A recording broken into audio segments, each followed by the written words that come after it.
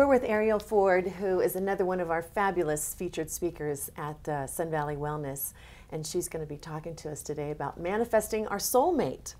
I loved your workshop, by the way. Thank you. I really learned a lot, and I was thinking, you know, I know how to do those lists, and I've heard those kind of, you know, talks before, but yours really got into the meat of things. Yeah, well, you know, the truth is the law of attraction is always working. The question is, are you working it in your favor, or are you inadvertently working it against you? It's kind of like the law of gravity. It's always there, whether you're conscious of it or not. So I really like to share with people the secret sauce so they can work with it in their favor. And what happened was so many people saw the movie The Secret, or they read the book, and that left out the activation part of it, which is the emotional component. That's the secret sauce. That's the secret sauce, because you can see inside your head all you want. You can ask, believe, receive all you want. But if your internal dialogue is, you don't deserve what you're asking for, you can't ever get it. So, as you were explaining yesterday in the workshop, we get into our head, we don't drop down into our heart. And that's really where universe, guides, that's what they work from, is more of our heart? Well, because when you're in your head, there's just all this chatter up here. Yeah. But when you can drop into your heart and get into present moment awareness and actually be in a space of love and gratitude and know and trust that what you desire is already yours, then you can claim it and own it and have it. But if you're in your head thinking, like let's say you want a new car. It's like, oh, I really need a new car. I want a blue BMW. I can't wait till I get this new car. You're constantly in the state of, I don't have a car. And what keeps showing up in your life? You don't have the car. So it's the negative. We're always going for the negative instead of the positive. Or it's just missing. But if you could drop into your heart and you could feel yourself sitting in this car, feel how much you deserve this car, that this car is really yours, and you just feel so great when you're driving it. And you have this emotional experience of, right now I'm sitting in my new blue BMW and it's mine and it's so much fun. That car is going to show up any day. So how do you do that as you have, let's talk about the wish list. Yeah. So the way that you had us write our wish list was a little bit different. Can you explain the difference between yours and what we've heard before? Well, what you want to do is write out the positive heart traits and qualities that you desire in a soulmate. So it's not like my soulmate's going to be 6'2", 185 pounds, dark curly hair and blue eyes. It's more like my soulmate is a loving, supportive, generous, compassionate, fun-loving, amazing human being who is madly in love with me. Now that's going to contribute to your long-term happiness more than height or weight or eye color. Right. So what I ask people to do is first do a process where you get into clarity about what your heart most desires in a mate. And then write it out in positive statements in a way that, not like this is going to happen someday, but right now on some level, I'm already connected to this amazing person.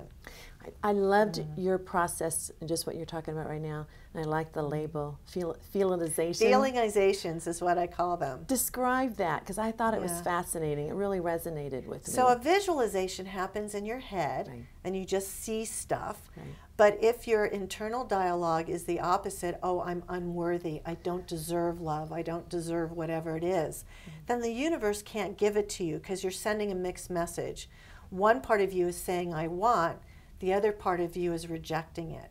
So when you do a feelingization, you drop from your head to your heart. We get you into this state of love, loving yourself, loving life. And how do we go there? I mean, because a lot of times, like you said, we have so much chatter going on. You used music. I use very soft, gentle music. Right. I use my breath. I move my attention from my head to my heart. And then I call up a time when I had an experience of love. You know, and sometimes I simply remember what it's like to gaze into the eyes of my favorite cat. And I'll just imagine that I'm right here in my heart. My cat and I are looking to each other's eyes. I'm feeling his love. He's feeling my love. But in my imagination and in my heart, it's happening right this second. Not like it happened yesterday or a week ago. But right now, I'm in this feeling of love. And then from there, I drop in the next desire. Oh, my desire is to be able to see my friend so-and-so that I haven't seen in a while. What would it be like if we could go to dinner? What would that feel like? And then I have that feeling of love. And then the next thing that happens is 2 hours later, I get a call. I'm surprising you. I'm coming to town tomorrow. Let's go to dinner. Love that. And that's I know you used a couple examples yesterday.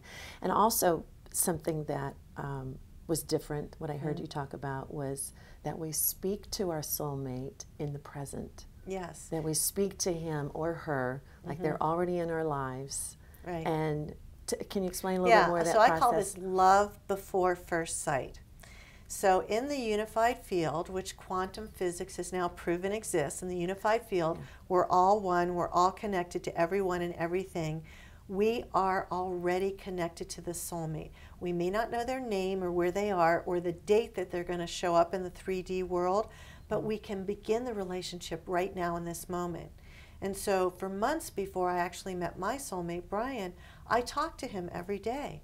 At the same time every day, I would put on this special music. At the time, it was Gregorian chants. And I would close my eyes and I would drop into my heart. And inside my heart, I would have this conversation with him. Like, what would you say? You know, it's like, hey, it's Thursday and I had a really great day. And tonight I'm going to a screening with my friends. And if you were here, you'd be going with us too. But I just wanted to know that I was thinking about you and I'm looking forward to the day we get to meet and exchange molecules on the physical form. But life is good. You know, sometimes it was like that. Occasionally, if I was in a grouchy mood, I'd say, you know what, you're a little late. Could you hurry up? Yeah. But I began the conversation. Yeah. You know, it's called living as if. Living as if is when your behavior matches your belief. I believed that he already existed. I believed that he was soon to show up on the physical plane. And when he arrived, we actually recognized each other because the relationship had already begun. Well, how does someone know when they meet someone if that's the right one for them or not? Well, I mean, there's often, challenges. Yeah. Often they don't know as instantly as we did, you know. And sometimes what happens is men need to have the physical attraction part of it. That's a must-have for them. So sometimes they'll know just by that level. Women don't. Women think they know that, but they don't. In fact, some research has shown that most women don't even get the chemistry part till the 5th date. But they'll judge guys in the first 45 seconds saying, no, he's not it. And they end up passing on really good guys because they thought they would know, but they're not supposed to know that fast. So it may be that you're not going to know right away, which is why creating the soulmate wish list is so important, because maybe you'll just know, or maybe you'll think, oh, well, this could be the one, but let's see if they match up with what you said you most desire, you know? And maybe there's some red flags there. And I would encourage you to trust your instincts and trust your intuition, and don't step over the red flags because they're there for a reason. Right. So someone, let's say you have a wish list. Say you have a certain height or something that you know you can't, you know, overcome. Right. And you meet somebody who's fabulous but doesn't meet that criteria, maybe a couple other things. Right. So what you have to ask yourself is this thing that I'm now seeing as bad, wrong, or missing, if they had it, would it truly contribute to my long-term happiness? And if the answer is no, then let it go. You know, I had stuff on my list that I didn't get. I wanted to be with somebody who was going to be a gourmet cook. Brian has never even boiled water. We've never missed a meal. It has not been a problem. Right. You know, and the flip side of that is you're going to get things you didn't even know you needed, or you didn't even know existed, or that you didn't ask for. So there will be gifts that come with your soulmate that will delight and surprise you. And another part of the list that I really loved was the part where you said, write on there, what are the gifts that you would bring into the relationship? Right.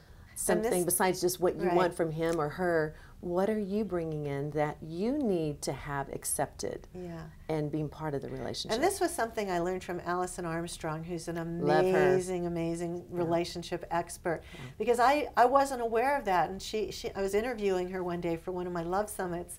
And she started talking about this, how that we all have a special gift that needs to be received. And she told this story about this woman who loved to cook and put together great family gatherings and holidays and celebrations, and yet she married a man who didn't like to eat and didn't like to celebrate the holidays. So her greatest gift couldn't be received. They got divorced. She's now married to a man who worships and adores her because of her ability to bring the family together. I love that. That's so Yeah. fabulous. Well, thank you. How have you been enjoying Sun Valley so far? Oh, it's been phenomenal. Everybody here is so warm and open and friendly and loving and conscious and, you know, advanced. You know, I can go really deep, really fast with the people here, so it's just been great. Well, thank you. And I know Brian, now he told me, wasn't he here 20 years ago? And Yeah. used to ski, and we got to get you guys back. Yeah, why not? I I love know. it here. It's beautiful. Thanks for having me. Thank you, sweetie. I know. Thank you. It's wonderful Yeah. to meet you. Thanks so much.